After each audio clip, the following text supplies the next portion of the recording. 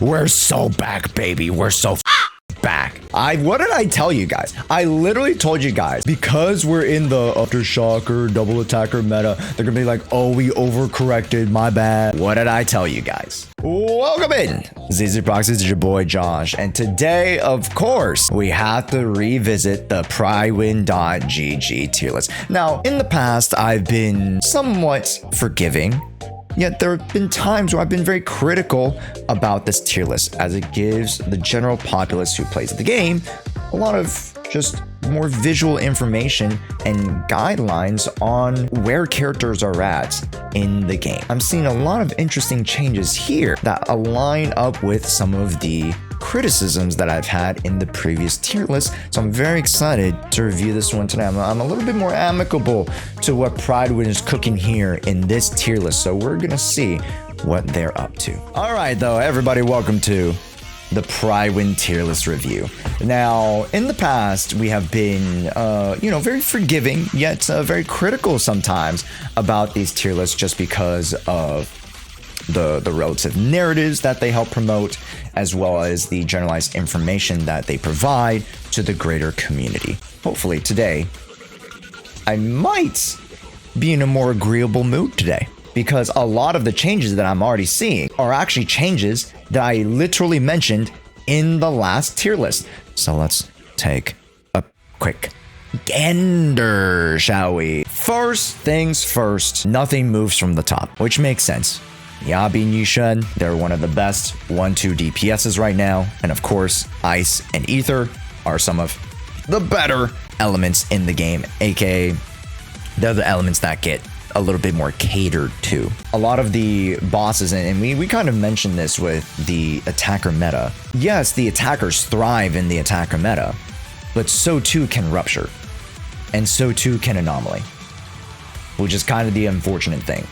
Whereas when you're in the Anomaly meta, attackers are barely usable, and Rupture's only good with Miasma, but I mean, that's to be determined because we're about to head into 2.3.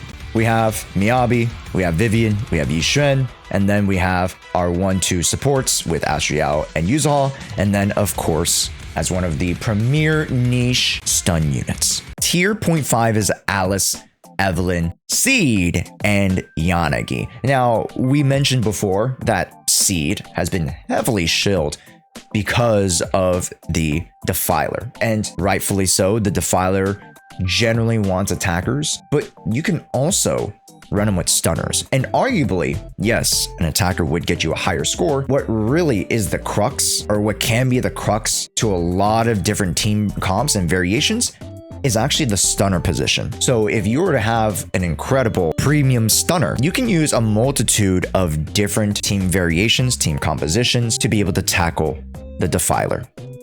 Yes, it's been proven. The Yanagi teams can clear it. It's been proven that the single attacker comps can clear it, even as low as the Corns can clear it. It is what it is. Granted, I understand not everybody has a cracked out Corn, but the possibilities are there for you guys. So if you guys have been struggling, please, hey, make sure to join the Twitch stream. We do a lot of DA runs and account reviews. But Seed being a buffer, yet also a DPS, helps out the Corns of the world, helps out the Nekomatas of the world, and surprisingly, Nekomata, I would love to see a partner Nekomata here with Seed. A lot of people have been having success with Nekomata and Seed, which is quite interesting because, naturally, you would just pair like an electric character or something, not necessarily Nekomata. So I'm very, very happy that people are finding success with the cat. And then Yanagi, of course, we already know as an on-field and off-field unit, she's just absolutely just incredible.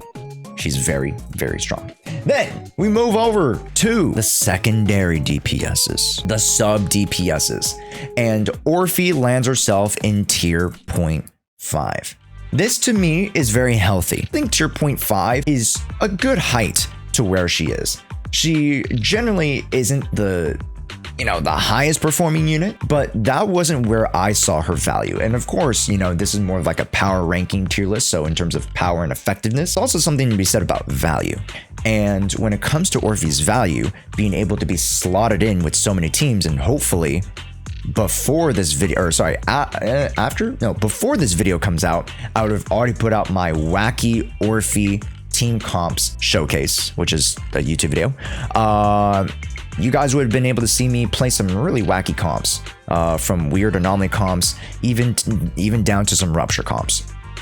So Orphe is quite the flexible unit because she only requires so much for her to get off the ground. You know, there's something to be said about effectiveness and synergies that are outside of, you know, her classical double attacker variations.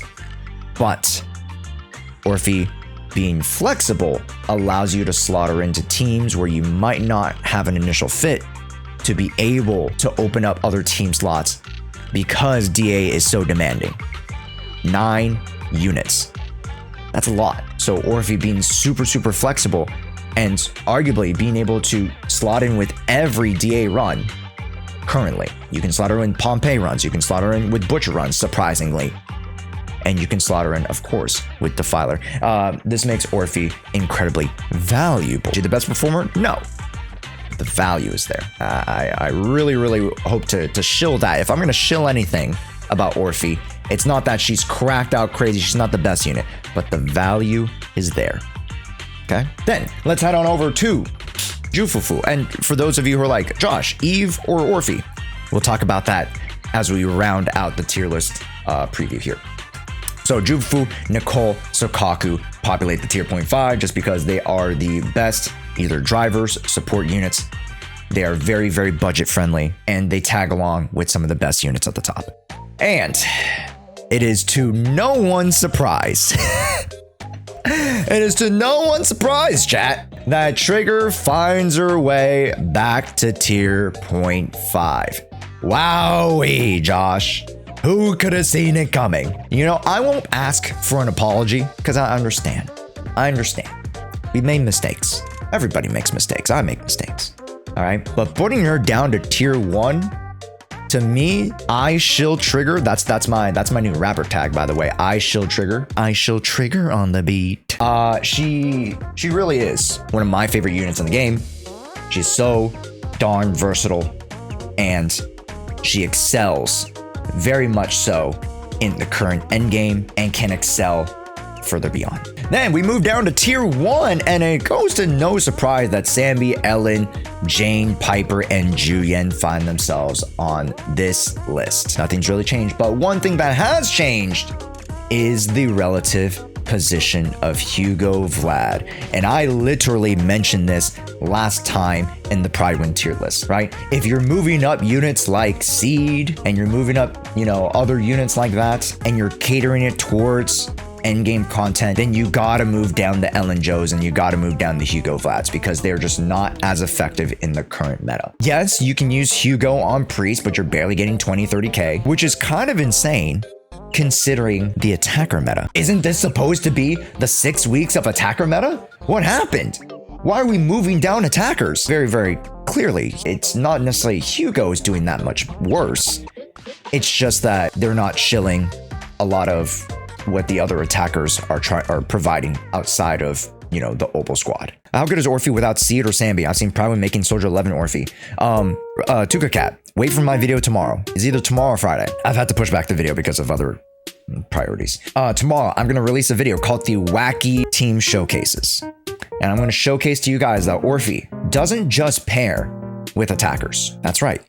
She could pair with anomalies and she could pair with Rupture. And Rupture is the one I'm most excited about. So if you guys are like, oh, Josh, that's kind of interesting, wait for that video tomorrow. Again, to no one's surprise that Bernice stays around here. I understand why they wanted to differentiate Vivian, Yanagi, and Bernice. And right now, even with Pompeii, just Bernice is just an underperformer. It just is what it is.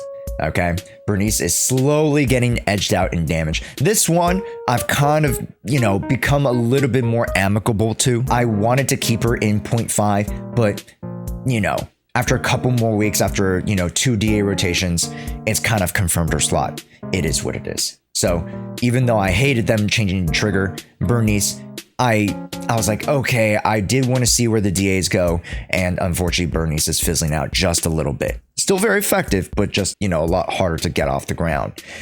Then we have the Lycons, Panyu, Pulchras, and Qingyi's. And I'm low-key surprised that Qingyi stays here. I am low-key surprised because she's a fringe 0.5 unit. You know why? Because one of the better performing comps is a Qingyi on-field stunner driver comp paired with Orphe. That's right. I've had a lot of success on the Siege server with Qingyi and Orphe. Very, very, very strong, right? She can drive a ton of extra damage multipliers and literally get you so fast to your stun window, and then you just unleash Orphe and Magus. It is strong. If you guys haven't tried out Qingyi with Orphe, it is strong. The reason why it works is because the Aftershock application off field allows Orphe to still be that much more prevalent, while Qingyi is the one that's driving the days. Does that make sense? So there is actually a lot of synergy between these two in particular. Whereas, you know, Seed and Orphe obviously will work very well, but you're going to get a very similar effect here with Qingyi. So I'm a little bit. I wanted Qingyi to move up, just because I do see her potential in the Defiler. She's very strong. Then tier 1.5, that's an expert tier. We already knew Harmas's was going to be there. Harmas's just effectiveness is just not as strong, right, as an Ambi. And with Ambi being able to dodge and dodge counter, this helps out the overall damage production against Defiler. It just makes sense. Outside of Defiler, Haramasa isn't seeing that much play, and Ambi already mocks him at this point. And potentially with Sambi's rework, we could potentially see her move even higher if the rework were to be realized. Caesar King, Lucy, and Rena.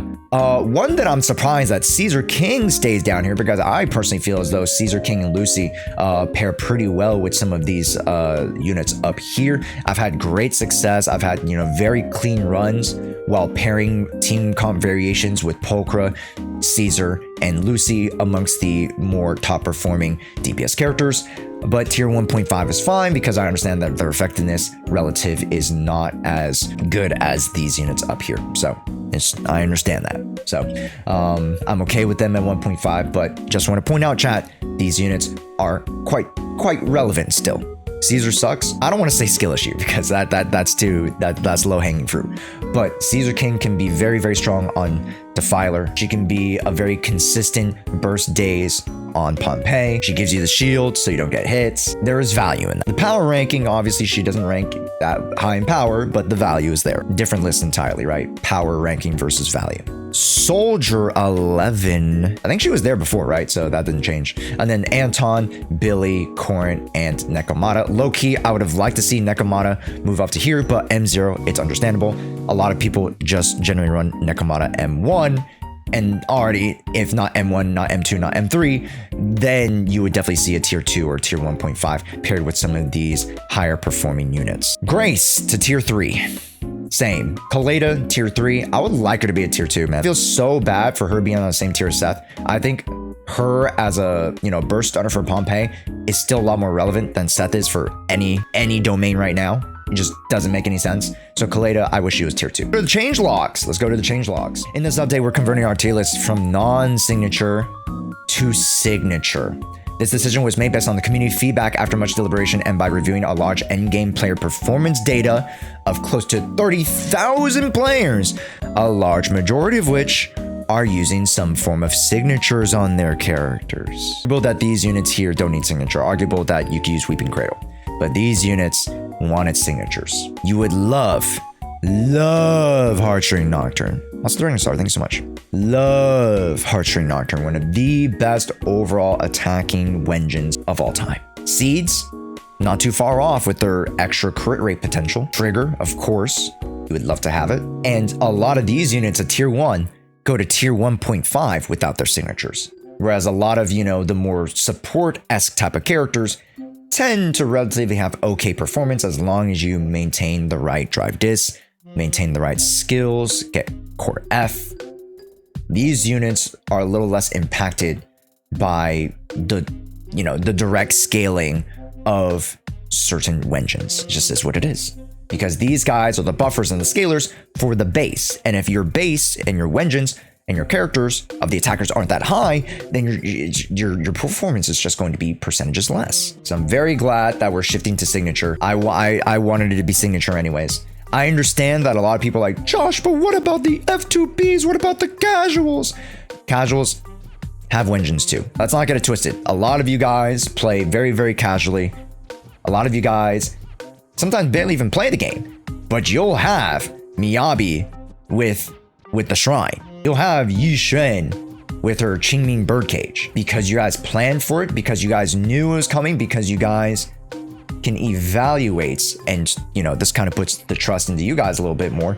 You guys can evaluate for yourselves what is better for your accounts and what's not at a baseline. So the tier list criteria will now assume all characters are ranked with their best P5A ranks or P1S ranks. We've reevaluated each character and found currently this only affects the recent dropped trigger enough to move her tier. As always, we'll be continuing to monitor feedback for the ZZ tier list and strive to ensure it's a list that is accurate and accurate representation of endgame meta for most players as possible. With that covered, we're still proceeding with our usual adjustments based on the current state. Let's go through it, chat. Orphe and Magus adds to 0.5 secondary DPS. Orphe earns her place as a 0.5 by elevating C's performance. That is true. And forming a powerful duo. While Orphe is a combat agent, we're placing her in the secondary DPS role due to her more supportive sub-DPS nature and tendency to play in a lesser field time role compared to her carry she's supporting. That makes sense. Everybody can recognize that Orphe is a sub-DPS, so I'm very grateful that they did that. It should be worth noting at the time of release, Orphe has 4 more limited viable teams than most. Yes, that is true. A storm is coming, and that storm is Rupture. Pushing her incredibly close to needing the partner tag. With that said, on top of Siege, she also works well with enough Soldier Zero Ambi and can find some use elsewhere as well. I've had some okay success with Miyabi, and this is going to be from the wacky video. I've had okay success with Miyabi. I've had better success with Yishen. And funny enough, I got consistent 30k clears with Orphe and Vivian. That's right. Orphe and Vivian. So understandable that the better performing teams are limited right now, but more people are going to see that Orphe is just one of the most flexible units, and very much to the trigger argument, that value is so understated in these relative power rankings. I think I'm the only one who tested Orphe Vivian. You're not going to see that in the general tier list. Not 30,000 people are using Orphe Vivian. I get it. So you guys will see that video very soon. C from tier 1 to 0.5 as announced in the prior change, Orphe's release is expectedly a big boost to Seed's meta relevancy, being her new best teammate and pushing her to the ceiling high enough to deserve 0.5. I agree. For now, we'll have to see where they fit after the next rotation, right? We're headed into Rupture. Will they still be okay with shilling for attackers? If they don't, we're going to see their more natural performance, and will it stack up to the growing or shifting tides of Deadly Assault? We'll have to see. Here we go. Antona's cheeks. It is what it is, chat. It is what it is. Tier 0.5. Pros of Orphe. Good on-field and inactive damage potential, paired with buffing capabilities, low skill floor, high skill ceiling. Lots of room for optimizations while retaining good baseline performance, and a lot of that is due in part to, thankfully, some of the changes that they did with the chain and on-field EX special, making them shorter by 1 second, allowing her to rotate back in to the mix of damage. Because if she's out in the field popping the laser, what the fuck are you doing? You know what I mean? You gotta still rotate very, very quickly throughout your characters so that they can pop skills, quick swap, pop skills, you know, animation cancel, pop more skills. That's how Orphe succeeds. Then, easy to build, low cost character in general, from skill levels to engines to drive disc. She does have a low floor, a very low floor. You can use Housekeeper, for crying out loud. And if that isn't a low fucking floor, then I don't know what is. Very accessible Orphe is. Then, top tier animations? Yeah, are you just like top tier animations? You mean like she's, you know, flashing her coochie at us? when she falls down, she just flashes her coochie. And then, you know, when she's firing the laser with her charge attack, she's mooning us. Like, that's top tier animation. Okay, my guy. Okay, Prydwen, I see you. Cons. Has a lot of extended inactive animations That, unfortunately, is very much a con. I hate when Prydwen uses weird cons, but this is actually a con. Sometimes they get it right. Has a lot of extended inactive animations during which you can't swap back to input any other actions and can be annoying for team combos. Yes, a lot of other characters, as long as they proc their thing, they don't need to finish the full animation. It'll activate the effect. So very, very easily, if you guys play Evelyn, all you need to do is consume the Ember points to get one of the Garrote points. You don't need to finish the tumble of the animation to get the point. All you need to do is consume the point at the start of the input. That's why you hold down your basic when you're chain canceling, so that you can tumble and then you ultimately cancel into another character. You use your ult, not the, I'm firing my laser for no other reason and I'm actually doing PP damage with it, versus I actually need to be rotating into other skills because those other skills are actually the ones that do damage. This is the skill that just follows up on my buffing ability. So it's just like, there's a lot of extended inactive animations that, again, don't really provide as much as you want them to if she were to be on the field for extended inactive periods of time. Because it'd be one thing if she was contributing even that much more with that, but she just isn't. Limited powerful synergies on release. Locked strong performance behind pairing her with very specific characters. That is a generalized con that goes for everybody. Like, I don't know. Limited power synergies on release, locking strong performances behind pairing her with specific characters. That unfortunately is true. I've had much better performances in her more conventional teams. But again, with the value, she can be slotted in with any team. Shingy Orphe, that's a team. Ladder Orphe, of course, that's a team. A lot of characters that can pair with Orphe. How credible is Prydwen? They have a lot of, Prydwen is a collection of people. It's not just one person, by the way. It's a collection, it's a group. So when they're creating these things, it is a somewhat group effort, and there are a lot of opinions being thrown around, whether they're, more pro for something or anti something. I would say Prydwen does an okay job of giving you guys generalized information. Low primary DPS potential, greatly overshadowed by her second DPS role, even if she can theoretically achieve mid-tier primary DPS performance. That honestly is exactly to what I just said. She has low primary DPS potential, greatly overshadowed by her secondary DPS role. Yes. She's not as great when she's in the driver's seat. Those auto attacks are doing poo-poo caca damage. Like, what the fuck are you doing with her autos? Nothing. Nada. And when you're on field, you're missing all that aftershock potential that could be used to generate heat. The heat allowing you to do the heat charge, which allows you to gain the zeroed in buff. So without consistently getting in the off-field aftershocks, you just won't have 100% uptime on zeroed in. It just is what it is. Okay? So honestly, not that bad. Not that bad of a pros and cons. I thought it'd be worse. Previously, they have been worse. So, hey, I think they've evaluated Orphe probably the best out of the most recent release characters than they've ever done. So I'm, I have to give credit where credit is due. And overall, a lot of the changes, like moving Trigger back up, moving Hugo down, right? These are changes that I've echoed in the past months, because they need to evaluate it based off of the player base and also based off of what the game gives. And the game ain't giving much to Hugo, right? The game's giving a lot to Trigger. The game's giving a lot to these other units, which arguably, it could be fluid here, but this is a much more healthy tier list to me. Even though there are only so many pieces of movement, there's a lot of narratives when it comes to these characters that needed to be adjusted. So I'm very, very happy that we adjusted our scope and we adjusted our, evaluation metrics.